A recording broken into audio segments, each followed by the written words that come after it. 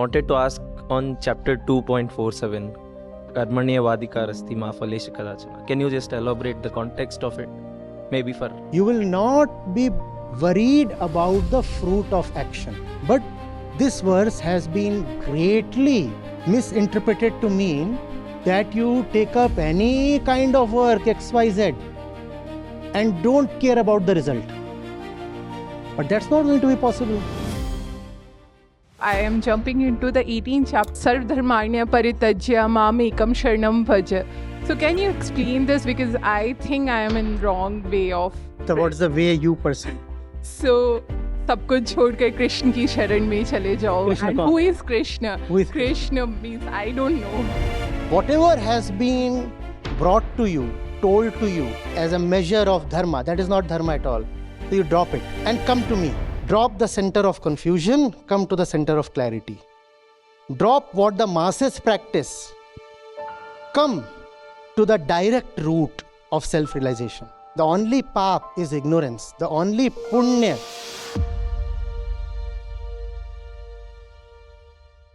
Since you have elaborated from like chapter 1 to 5, now I just want to go back and ask. So somebody wanted to ask on chapter 2.47, Karmanyavadikarasti ma phaleshu kadachana. Can you just elaborate the context of it? Maybe for... I have quoted it properly for you. 2 words you have quoted. Quoted it properly, huh?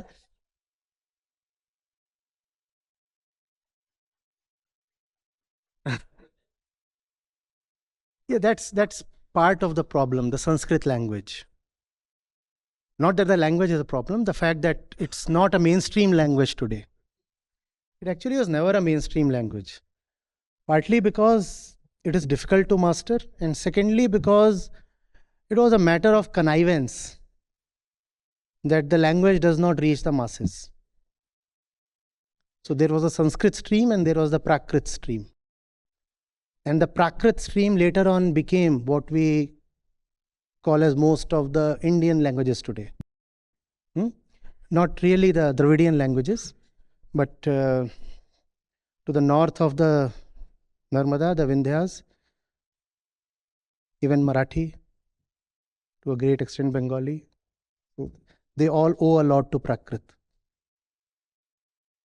Yeah, Karmanyavadikaraste. Which chapter? Chapter 2. Arjuna, here is the way to read it. The key. Whenever you come across the word karma in Bhagavad Gita, at least in the initial chapters, karma refers to nishkam karma. Nishkam karma.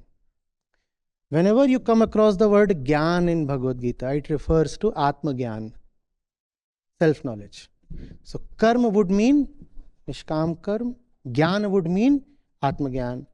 Not gyan about geography, history, no. Similarly, karma does not mean any kind of blind action. It means action arising from gyan. So I find it very representative that chapter 3, which is Karma Yoga, follows chapter 2, which is Sankhya Yoga or Jnana Yoga. Which means action follows realization. What Sri Krishna is saying is, when your action emanates from realization, then action itself suffices. You will not be worried about the fruit of action. But this verse has been greatly, criminally misinterpreted to mean that you take up any kind of work, XYZ, and don't care about the result. But that's not going to be possible. The fact is, as normal human beings, we first conceive the result and then design the action to achieve that result. How will you forget the result? That action would not have been initiated had the result, the desire for the result, not been there. Is that not so? Do you just aimlessly do something? Never. You always have an aim, which means a target, a result in mind. I need to clear that exam, and hence I am picking up my textbook to read. Is action coming first, or is the desire for result coming first? So if you say in your misinterpreted way that just do something and don't care about result, is it practical? Is it something that you see happening anywhere? Is it something that you see happening in your own life? It neither happens nor can happen. It is impossible to happen. Because when you are operating from the center of ignorance, which is the center of desire, then desire for result comes first. How can you then say, I am acting without any concern for the result? It is impossible.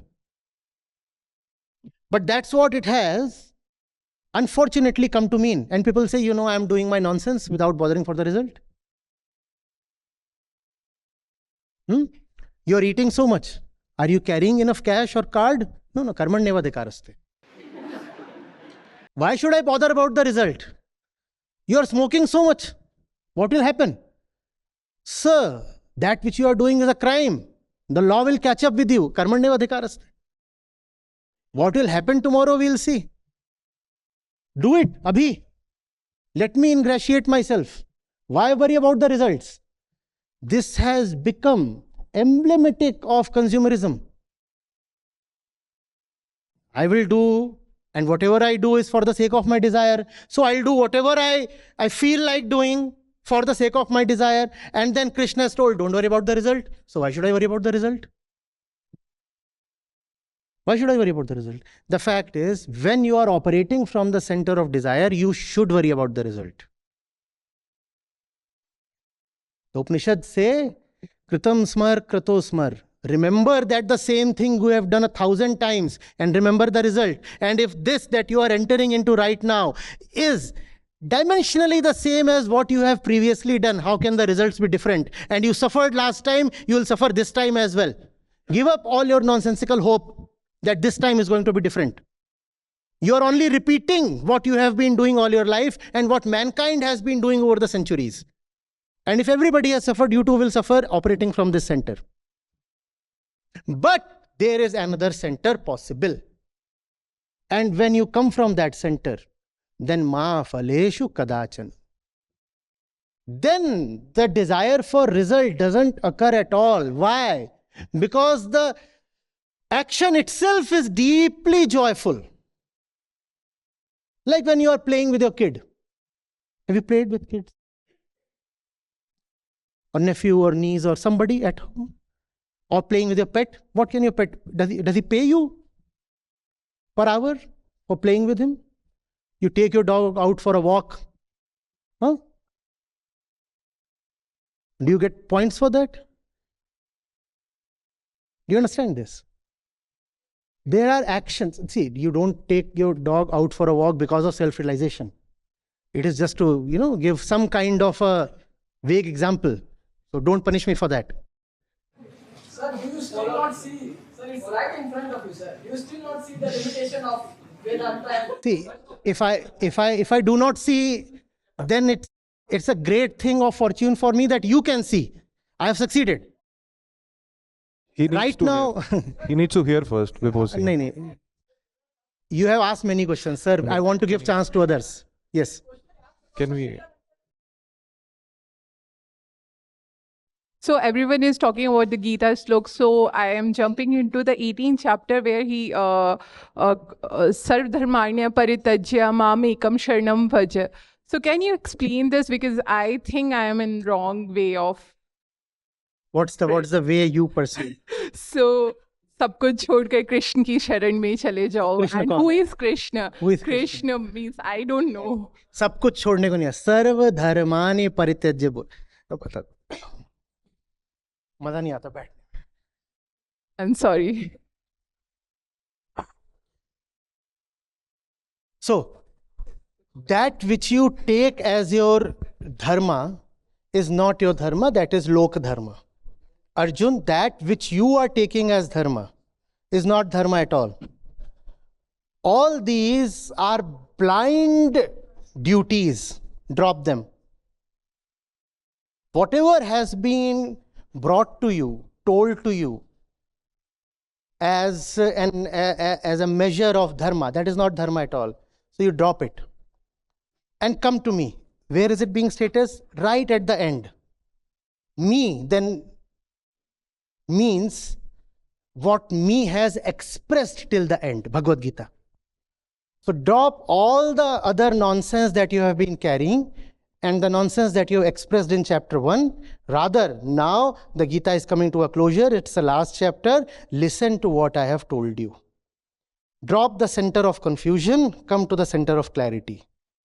Drop what the masses practice. Come to the direct root of self-realization. That's what it means. So it's with मैं तुम्हारे सारे पाप हर लूंगा. So still he is thinking Same that thing. Krishna, Arjuna is not Same in. thing. The only paap, when we look at our condition as the backdrop of everything, the only paap is suffering. So my question is, after explaining the whole Gita to Arjun, so Krishna has this thing in mind that Arjun does not understand. No, it's just that after understanding, your vocabulary doesn't change, but the words take on new meanings. So paap, what it meant in chapter 1, is not what it means in chapter 18. So what does mean it in 18? I just explained to you. The only paap is ignorance. The only punya is realization and therefore liberation. Self-realization. Yes. Namaste Acharya Ji. Yes. My question is related to the word Varn Shankar. So in the chapter Varna Sankar. Varn Shankar, okay. Sankar. Sa. So in the chapter 1, Arjun mentioned that the word, and in the chapter 3, Krishna also mentioned the same word. So that's a different, the Krishna say or the Arjun say, or it's the same context? See, Arjun has to be brought to a point. The Bhagavad Gita is a very practical document. Remember, it has not been uttered in the idyllic surroundings of a monk's ashram. Sri Krishna didn't have the luxury of time. Sri Krishna couldn't have afforded Arjun going astray, because it was not just about Arjun's illumination. The fate of an entire nation was at stake. It was not a thing personal to Arjun, his relatives, his emotions, his beliefs. Almost the entire Aryavarta was engaged in the battle. And Hastinapur happened to be one of the most important kingdoms. I'm putting the whole thing in a historical perspective. Everybody, almost everybody had assembled this side or this side. There was no neutrality. And the one who would have been the conqueror would have been the de facto supremo of India itself. And that was not a democratic system. You didn't have very powerful councils or senates to exercise control over the king or to check or mitigate the powers of the king. The king was the absolute supremo. If the king wants something, there were councils, obviously. The ministers were there and the advisors were there, but the king could have his way even against them, even in spite of them. So had Duryodhan become the king, and it said he had 100 brothers, maybe 100 is an exaggeration, maybe those 100 were coming from different women, it's possible, but there were 100 kings definitely.